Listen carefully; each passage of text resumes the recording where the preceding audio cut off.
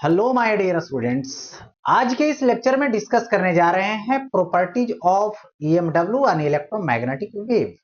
यानी electromagnetic wave की आज हम बात करने वाले हैं कैरेक्टरिस्टिक की। यदि आप चैनल पे पहली बार हैं तो चैनल को सब्सक्राइब कर ले और इस सेशन को प्यारा सा लाइक कर दे। चलते हैं टॉपिक की ओर। तो electromagnetic wave that means electric field और मैग्नेटिक फील्ड की जो डिस्टरबेंस होती है और उसमें जो एनर्जी का ट्रांसफर होता है उसी को क्या बोला जाता है? इलेक्ट्रोमैग्नेटिक वेव बोला जाता है। इसको क्या बोलते हैं? दैट मीन्स इलेक्ट्रोमैग्नेटिक वेव बोलते हैं। तो इसकी कैरेक्टरिस्टिक की बात करने वाले हैं, इसकी प्रॉपर्टीज की बात करने वाले हैं। तो यहां पर प्रॉपर्टीज ऑफ इलेक्ट्रोमैग्नेटिक वेव की बात करेंगे। तो सबसे पहले देखिए, it produce by an accelerating, retarding और ओसिलेटिंग चार्ज। मतलब ये जो इलेक्ट्रोमैग्नेटिक वेव है, जो ईएमडब्ल्यू है, वो किससे क्रिएट होता है, किससे प्रोड्यूस होता है? तो यहां पर रिटार्डिंग चार्ज होनी चाहिए, मतलब फास्ट चार्ज है उसको स्लो कर दो, स्लो चार्ज है उसको फास्ट कर दो, एक्सेलरेट कर दो, या तो चार्ज को क्या करवाओ, ओसिलेट करवाओ। इस सभी रीजन क्यों होता है ऐसा? क्योंकि देखिए, जब जो है से चार्ज वेरिएबल मोड में होता है, वेरिएबल कंडीशन में होता है, तो उस सिचुएशन में क्या होती है, हर पॉइंट किसी को कंसीडर करते हैं, कहीं पर भी पॉइंट कंसीडर करते हैं, तो इलेक्ट्रिक फील्ड वहां पे वैरी करता है और इलेक्ट्रिक फील्ड वैरी करने से वहां पर मैग्नेटिक फील्ड क्रिएट हो जाती है और वहां पर एनर्जी का ट्रांसफर होने लगता है, जिसका कंबाइंड इफेक्ट जो होती है दोनों का, इलेक्ट्रिक फील्ड और मैग्नेटिक फील्ड का, वही इलेक्ट्रोमैग्नेटिक वेव होती है। अब आते हैं, इट्स नेचर इज ट्रांसवर्स। मतलब इसकी नेचर ट्रांसवर्स होती है। ट्रांसवर्स कहने का मतलब हुआ कि सपोज दैट वेव का प्रोपेगेशन इधर हो रहा है, तो मीडियम की जो पार्टिकल्स होंगे उस प्रोपेगेशन डायरेक्शन के परपेंडिकुलर ओसिलेट करेंगे। ठीक है, जो कि यहां पे देखने को मिलता है। देखिए यहां पर क्या है, ये है वाई एक्सिस और ये क्या है, तो एक्स एक्सिस, और यहां पर दे रखा है जेड एक्सिस। ये क्या है? Z axis. अब देखिए यहां पर देखिए, ये क्या है, ओरिजिन है, आगे ऐसे इलेक्ट्रिक फील्ड,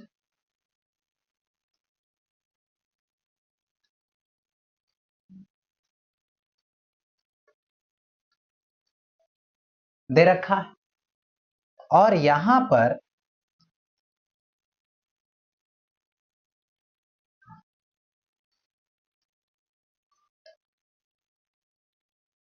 इस तरीके से दे रखा है।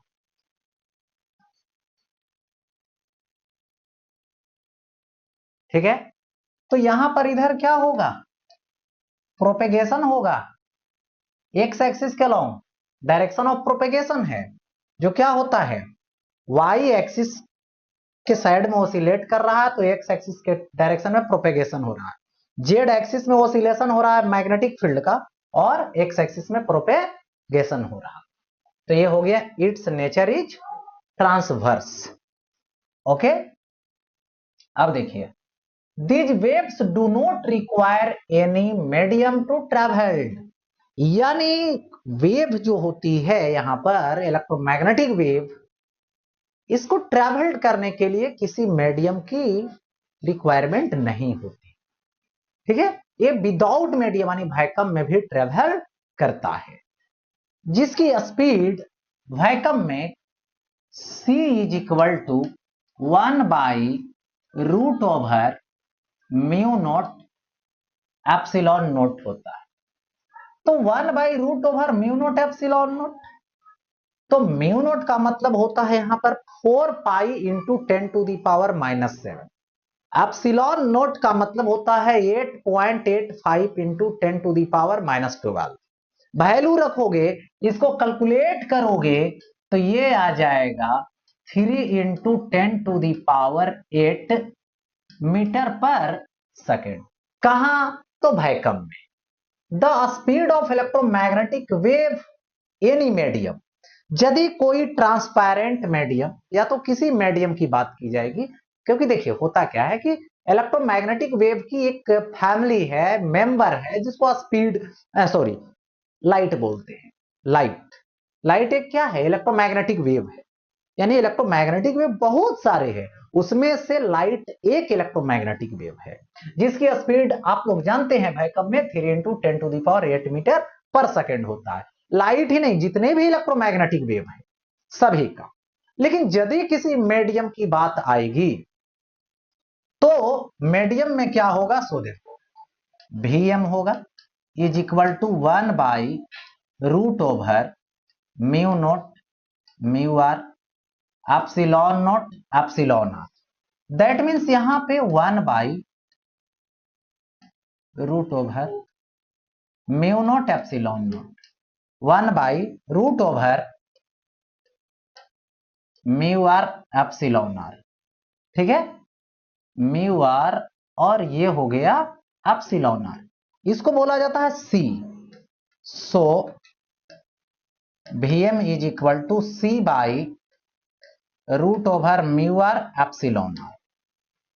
ठीक है, यानी स्पीड ऑफ लाइट जो है मीडियम में या तो इलेक्ट्रोमैग्नेटिक वेव की इलेक्ट्रोमैग्नेटिक वेव की स्पीड रिड्यूस हो जाएगी। किससे, सी से, जो वैक्यूम में है। ठीक है, जो फ्री स्पेस में है स्पीड उससे डिक्रीज कर जाए। अब मतलब मीडियम में, यानी जब भी आएगा तो 3 इंटू 10⁸ मीटर पर सेकेंड से कम आएगा। ठीक है, आगे बढ़ता हूं next. These waves are not affected by any external electric or magnetic field। यानी कि कोई एक्सटर्नल इलेक्ट्रिक फील्ड है या फिर कोई एक्सटर्नल मैग्नेटिक फील्ड है, उसमें से इलेक्ट्रोमैग्नेटिक वेव प्रोपेगेट होती है, तो वहां पर कोई इफेक्ट नहीं होता है, कोई प्रॉब्लम नहीं होता है। तो इसको यहां पर क्या बोला जाता है, नो इफेक्टेड है। ठीक है, इलेक्ट्रिक फील्ड और मैग्नेटिक फील्ड का। अब देखिए हो गया 5 number. 6 number, these waves demonstrate the properties of reflection, refraction, diffraction. ठीक है, यहां पर इंटरफेरेंस होगा, इंटरफेरेंस, ये इंटरफेरेंस है, एंड पोलराइजेशन। ठीक है, तो यहां पर इन सब चीजों को यहां पर देखने को मिलता है, यानी इलेक्ट्रोमैग्नेटिक वेव का होता है। अब देखिए यहां पर इन electromagnetic waves travelling in a vacuum, the oscillation of the electric field and the magnetic field at any point are in the same phase. मैंने पहले बोल रखा है कि इलेक्ट्रोमैग्नेटिक वेव की जो प्रोपेगेशन हो रही है, तो इलेक्ट्रिक फील्ड का मैक्सिमम वैल्यू जिस टाइम पे होगा उसी टाइम पे मैग्नेटिक फील्ड का भी मैक्सिमम वैल्यू होगा, और जिस टाइम पे जीरो होगा इलेक्ट्रिक फील्ड उसी टाइम पे मैग्नेटिक फील्ड भी जीरो होगा। यानी दोनों क्या होगा, तो यहां पे सेम फेज में होगा। दोनों क्या होगा, यहां पे सेम फेज में होगा। हो गया ऐसा। The electric field is mainly responsible for affecting the photographic plate और द रेटिना ऑफ द आई। यानी इलेक्ट्रोमैग्नेटिक वेव है तो उसमें जो इलेक्ट्रिक फील्ड है, ठीक है, इलेक्ट्रोमैग्नेटिक जो वेव है उसमें जो इलेक्ट्रिक फील्ड है वही फोटोग्राफिक फिल्म को अफेक्टेड करता है और साथ ही साथ रेटिना को भी अफेक्टेड करता है। ठीक है, यानी इफेक्ट उसी का होता है। या तो दैट मीन्स बोल सकते हो कि मैग्नेटिक फील्ड उतना रिस्पॉन्सिबल नहीं है।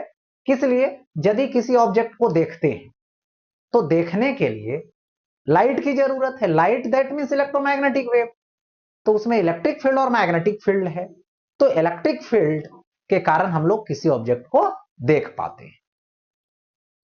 ये हो गया।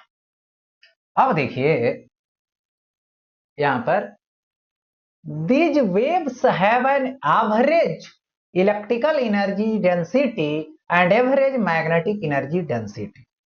यानी देखिए इलेक्ट्रोमैग्नेटिक वेव में क्या होता है, ठीक है, यहां पर जो एवरेज होती है किसका, these waves have an average electrical energy density and average magnetic energy density are equal,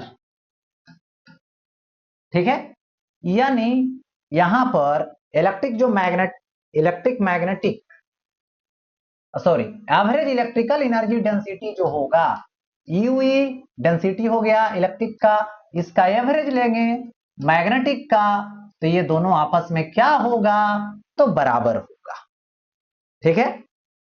अब देखिए the intensity of these waves is proportional to the amplitude of the electric field E naught और the amplitude of the magnetic field B naught squared, यानी जो intensity होगा वो क्या होगा, varies होगा, ई नोट का स्क्वायर, और इंटेंसिटी जो होगा वो वैरिज होगा बी नोट का स्क्वायर। या तो इंटेंसिटी का जो एम्पलीट्यूड होगा, सॉरी इलेक्ट्रिक फील्ड का जो एम्पलीट्यूड होगा उसी के स्क्वायर के डायरेक्टली प्रोपोर्शनल होगा, या तो मैग्नेटिक फील्ड का जो मैग्नीट्यूड होगा या तो एम्पलीट्यूड होगा उसी के स्क्वायर के डायरेक्टली प्रोपोर्शनल होगा, ठीक है। अब देखिए electromagnetic waves are also associated with momentum, यानी electromagnetic waves are also associated with momentum, ठीक है, यानी इलेक्ट्रोमैग्नेटिक जो वेव होती है वो क्या होती है, मोमेंटम के साथ एसोसिएटेड होता है, यानी उसके साथ मोमेंटम का ट्रांसफर होता है, और वो किसी सरफेस पे जाके क्या होती है, इंसिडेंट होती है, तो उस पर प्रेशर लगता है, तो वही है यहां पर एसोसिएटेड विथ, ठीक है, momentum, therefore the surface on which they, है ना, फॉल एज प्रेशर अप्लाइड, क्या करता है, तो यहां पर प्रेशर अप्लाई करता है। अब देखिए सपोज कीजिए ये रिफ्लेक्टिंग सरफेस है, ठीक है, तो ऐसा है कि अभी जो है ये क्या कर रहा है, एब्जॉर्बिंग, यानी आ रही है इलेक्ट्रोमैग्नेटिक वेव और ये एब्जॉर्ब कर ले रहा, तो प्रेशर डालेगा, तो प्रेशर यहां पर जो होगी वो S बाई सी होगा। एस क्या है, पॉइंटिंग वेक्टर है जिसको इंटेंसिटी बोलते हैं, और यहां पे क्या हो जाएगा, रिफ्लेक्शन, रिफ्लेक्शन, ठीक है, तो रिफ्लेक्शन जब होगा लाइट रेज ऐसे आएगी और यहां से रिफ्लेक्ट हो जाएगी, ठीक है, तो इस केस में प्रेशर जो होगा 2S बाई सी होगा, ठीक है, प्रेशर जो होगा वो क्या होगा, तो यहां पे 2S बाई सी हो जाएगा। चलिए तो हो गया, इसी के साथ ये टॉपिक यहीं पे एंड होता है।